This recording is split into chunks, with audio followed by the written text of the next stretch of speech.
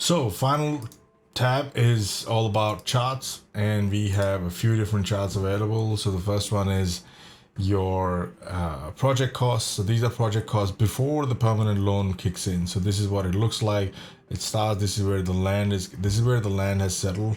This is where the main, your stat fees or everything that we had allowed for would have been there.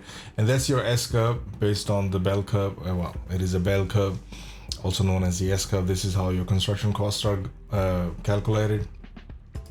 Then we have a debt and equity that shows this is when your equity is getting utilized, and that's when the debt comes in. And then later on, again, you'll see that this is where the actual loan draw for your permanent loan kicks in at the end of it.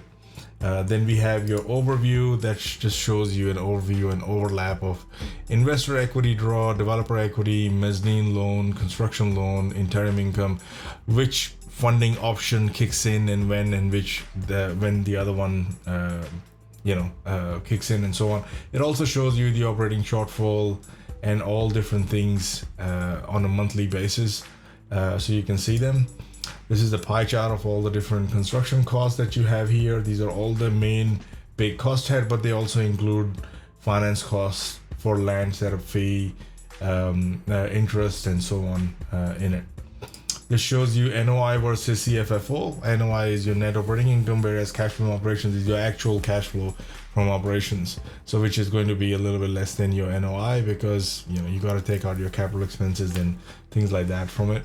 Then you have your uses of funds. It shows you just the different types of loans and costs, how they are getting utilized over a period of time.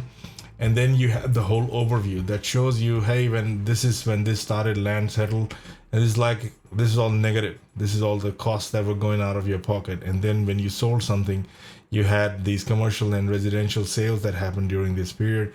Then you had this little, because the project is that long, it goes on for 10 years after that and 3 years for that. That's why the chart doesn't show all these things, because the values that we have entered are not that much, but cash flow from operations during that time was 307 for that month, for the month of August in 2030. And then this is when the actual sale happened at the end of it. So that is the full overview of this. So that's pretty much it. This is all about the different charts that we have in this project in BDR available to you. And we'll see you in the last and final video.